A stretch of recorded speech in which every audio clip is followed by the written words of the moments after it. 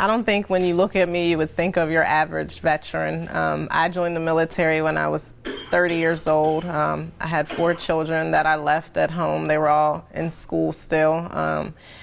Had to leave them with my mom. I was a single mom when I went in, but I wanted to go in because I come from a family of soldiers and veterans. I have a grandfather that was in World War II, a father that was drafted, and I heard his stories and his experiences going through that. And I also have 3 brothers that joined the military, and one in particular that joined when he was 18. And I had a chance to go visit him at Fort Bragg, and speaking to him and seeing what he was going through, it made me want to join the military to help other soldiers. He was deployed 4 times and he left and didn't come back the same person. And so it caused me to want to help other people and to do something about that. So I went in as in the Army, as a mental health specialist, and was taken under one of my major's wings, and he took me to different areas around the country to speak to soldiers pre and post deployment about the importance of mental health and the importance of reaching out and speaking to people about it and how you feel. So we did that for quite a while through my unit in Pittsburgh. When I came home, I decided I had enough of Pittsburgh. I was moving to Virginia, and I had a friend here that worked in homeless services with veterans, and I thought that was the perfect opportunity to do what I was doing in the military, just basically to continue that.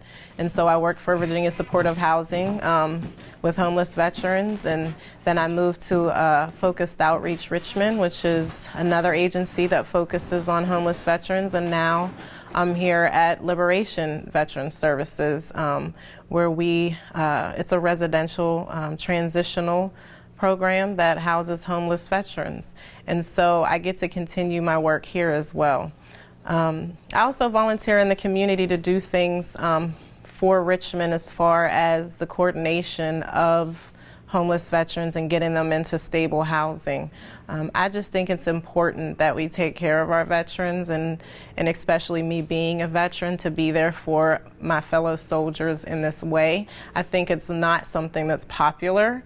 I think it's something that's needed. I think people are starting to become more aware that mental health is real, especially in the military and all branches, and that they're starting to expand services, and nonprofits are starting, and communities are starting to take on the responsibilities of taking care of their soldiers as well, which I think is really important, and that's part of what we do here at Liberation. We take care of our community, we help take care of our city and the veterans that live here.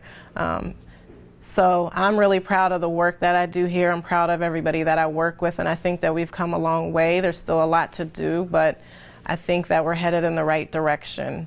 And I would just say that moving forward, the communities that across the country should also start stepping up like we have been, and just taking on a role of, it's not just veterans, it's people, helping people in your community that suffer from things like veterans do. As far as mental health, substance abuse, I think it's our responsibility. I think if we're not going to do it, then who's going to do it? So I would just urge you to reach out and try to do what you can do. Nothing's too small, nothing's too big, but I think just asking the question, how can I help, is important.